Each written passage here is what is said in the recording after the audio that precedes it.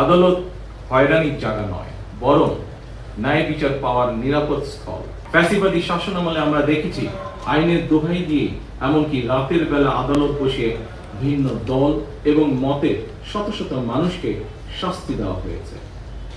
সামাজিক ভারসাম্য, সমতা এবং অধিকার নিশ্চিত করতে ন্যায় প্রতিষ্ঠা আধুনিক রাষ্ট্র ব্যবস্থার অন্যতম উপাদান, যা মূলত নৈতিকতা, আইন এবং মানুষের প্রাপ্য অধিকার প্রতিষ্ঠার একটি মৌলিক দিক।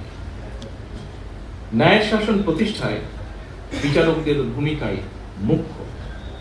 এ কারণেই স্বাধীনতার ঘোষক শহীদ রাষ্ট্রপতি জিয়াউর রহমান সংবিধানের ৪র্থ সংশোধনীর মাধ্যমে হরণ করা বাংলাদেশের বিচার বিভাগের স্বাধীনতার দ্বার উন্মুক্ত করেছিলেন। কিন্তু ফ্যাসিবাদী শাসনামলে বিচার বিভাগকে দলীয় আদালতে পরিণত করা হয়েছিল।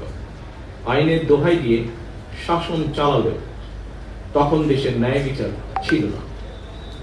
২০২৪ সালের আগস্ট মাসে দেশের স্বাধীনতা প্রিয় মানুষ অন্ধকারের শাসন থেকে মুক্তি পায়। সুতরাং বর্তমান সরকার এবার দেশের ন্যায় শাসন প্রতিষ্ঠার মাধ্যমে জনগণের ন্যায় বিচার পাওয়ার অধিকার প্রতিষ্ঠা করতে বদ্ধপরিকর। আদালত হয়রানির জায়গা নয়, বরং ন্যায় বিচার পাওয়ার নিরাপদ স্থল। জনমনে এমন বিশ্বাস দৃঢ় হলে সমাজ থেকে মব ভায়োলেন্স ও দূরীভূত হবে বলে আমি ব্যক্তিগতভাবে বিশ্বাস করি। এই জন্য বর্তমান সরকার ন্যায় এবং আস্থা জায়গা হিসাবে বিচার বিভাগকে প্রতিষ্ঠিত করতে কাজ করছে।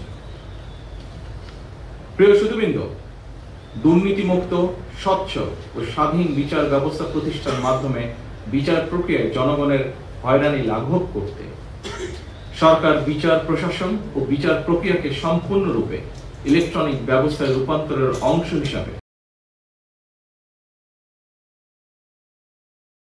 বাস্তবায়ন কর্মসূচি অব্যাহত রেখেছে এবং যার ফলশ্রুতিতে আজ 7টি জেলায় এই প্রক্রিয়াটি চালু হল। দেশের সকল আদালতে ই-বেইল বন্ড পদ্ধতি চালু করা গেলে জনগণের বিচার প্রাপ্তিতে বিলম্ব ও বৈষম্য দূর করে ন্যায় বিচার প্রতিষ্ঠার সহায়ক হবে বলে আমরা বিশ্বাস করি। ন্যায় বিচারে বিলম্ব করা মানে ন্যায় বিচারকে উপেক্ষা বা অস্বীকার করা। আমি আশা করি বিচার বিভাগ, কারা কর্তৃপক্ষ এবং সংশ্লিষ্ট সকল প্রতিষ্ঠান আন্তরিক উদ্যোগ নিয়ে ই-বেইল বন্ড ব্যবস্থাকে এগিয়ে নিয়ে যাবে। আদালত থেকে জামিন পাওয়ার পর আদালতের বিভিন্ন দপ্তর ঘুরে জামিননামা হাতে পৌঁছতে কয়েকদিন সময় লাগার কারণে সংশ্লিষ্ট ব্যক্তির কারামুক্তি হতে দেরি হয়। এটি আইনের শাসন হলেও ন্যায় বিচার কিনা এ নিয়ে প্রশ্ন করার সুযোগ হয়তো রয়েছে। ফ্যাসিবাদী শাসনামলে আমরা দেখেছি আইনের দোহাই দিয়ে এমনকি রাতের বেলা আদালত বসিয়ে ভিন্ন দল এবং মতের শত শত মানুষকে শাস্তি দেওয়া হয়েছে। সেগুলো অবশ্যই ন্যায় বিচার ছিল না, বরং আইনি বিচারে আইনের অবিচার চালানো হয়েছিল। আইনের শাসন এবং ন্যায় বিচার বিষয় দুটি একটি আরেকটি পরিপূরক।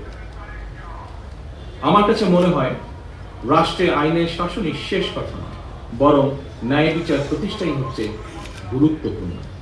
এ কারণেই বর্তমান সরকার রাষ্ট্র এবং সমাজে আইনানুগ ন্যায় বিচার প্রতিষ্ঠা করতে চায়। ন্যায় বিচার প্রতিষ্ঠার জন্য প্রয়োজন ন্যায়পরায়ণ বিচারক। আমি মনে করি জামিন প্রক্রিয়ায় ই-বেইল বন্ড ব্যবস্থা বিচার প্রার্থীদের ক্ষেত্রে বিচার প্রতিষ্ঠার যাত্রাপথে একটি উল্লেখযোগ্য ধাপ। উপস্থিত আইনজীবী বৃন্দ, জামিনের নথি অনলাইনে দাখিল করা ইলেকট্রনিক জামিননামা বা ই-বেইল বন্ড পদ্ধতির মাধ্যমে অল্প কিছু সময়ের মধ্যেই জামিননামা সংশ্লিষ্ট ব্যক্তির কাছে পৌঁছে যাওয়ার ফলে বিচার প্রার্থীদের হয়রানি লাঘব হবে ইনশাআল্লাহ।